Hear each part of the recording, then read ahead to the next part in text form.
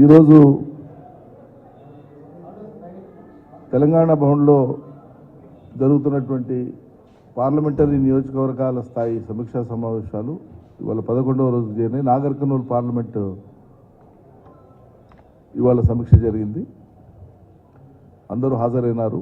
గెలిచిన 2 ఎమ్మెల్యేలు, పోటీ చేసినటువంటి 5 అభ్యర్థులు, గౌరవ ఎంపీ గారు, అదేవిధంగా ఈ సమీక్ష కమిటీలో ఉండేటువంటి పెద్దలందరూ కూడా హాజరైనారు. హరీష్ రావు గారు కానీ, పోచారం గారు కానీ, మౌసరాచారి గారు, వారితో పాటు ప్రశాంత్ రెడ్డి గారు, రావుల చంద్రశేఖర్ రెడ్డి గారు.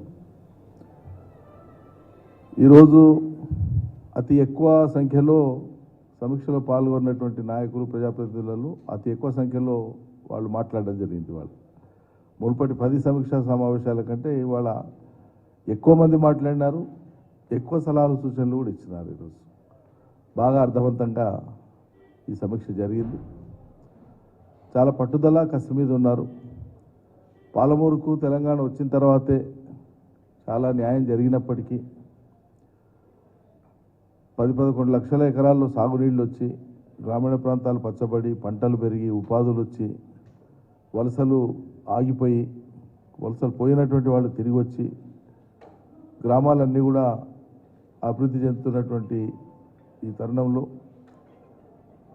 కొత్త ప్రాజెక్ట్ అనేటువంటి పాలమూరు రంగారెడ్డిని కూడా గౌరవ ఆనాటి ముఖ్యమంత్రి గారు కేసీఆర్ గారు స్వయంగా వెటరన్ చేసి పాలమూరు ప్రాజెక్టు దాదాపు పూర్తయినటువంటి దాన్ని ప్రజలకు అంకితం ఇచ్చినాక కూడా మరి ఫలితాలు కొంత నిరాశ కలిగించినటువంటి విషయాన్ని శ్రేణులు అభిప్రాయపడ్డారు.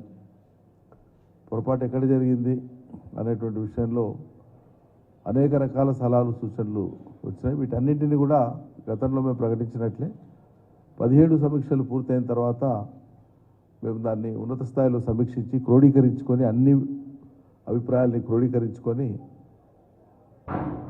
రాష్ట్ర ప్రజానీకానికి, ఓటేసినటువంటి ప్రజలకు, పనిచేసినటువంటి నాయకులు, కార్యకర్తలకు తప్పకుండా వాటిని వివరిస్తాం. వచ్చినటువంటి సూచనలు ఏంటి, సలహాలు ఏంటి, పార్టీ రేపు తీసుకోబోయేటువంటి కార్యాచరణ ఏంటి, తప్పకుండా స్పష్టమైన అవగాహనతో ముందుకు వస్తాం.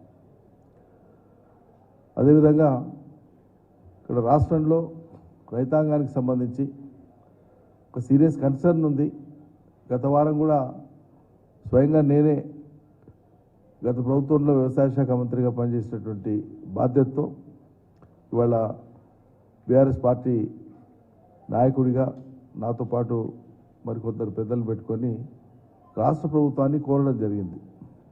విజ్ఞప్తి చేసినాం మేము. వాస్తవంగా కృష్ణా బేసిన్లో నీళ్లు తక్కువ ఉన్నాయి, వర్షపాతం తక్కువ నమోదైంది ఈ సంవత్సరం, అందరికీ తెలిసిందే. దాన్ని దృష్టిలో పెట్టుకునే రైతాంగం కృష్ణా బేసిన్లో చూసి పంటలు వేసుకుంటున్నారు. యాసంగి ఎవరికైతే బోర్స్ సప్లిమెంట్ చేస్తాయన్న నమ్మకం ఉందో ఆ మేరకు.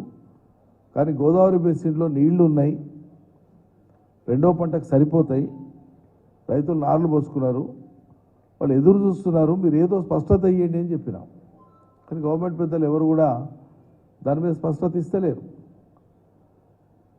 విచిత్రం ఏంటంటే నిర్ణయాల కొన్ని పత్రికలలో కూడా రాష్ట్రంలో సాగు విస్తీర్ణం తగ్గుతూ ఉందని వార్త వచ్చింది. ఇది చాలా దురదృష్టకరం. సాగు విస్తీర్ణం తగ్గడం అంటే ఏంటి? దేనికి ఇండికేషన్? అది ప్రోగ్రెస్కి ఇండికేషన్ కాదు కదా.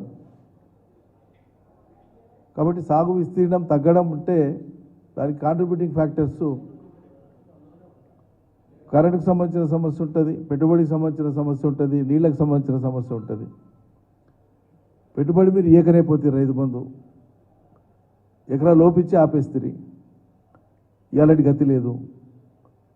నీళ్లు స్పష్టత లేదు, ఇస్తారా ఇయ్యరా గోదావరి బేసిన్లో. కరెంటు మీరే చెప్తున్నారు, అధికారికంగానే ప్రకటిస్తున్నారు, కొన్ని కోతలు ఉంటాయని చెప్తున్నారు. చాలా మటుకు 16-17 గంటలు కూడా చాలా జిల్లా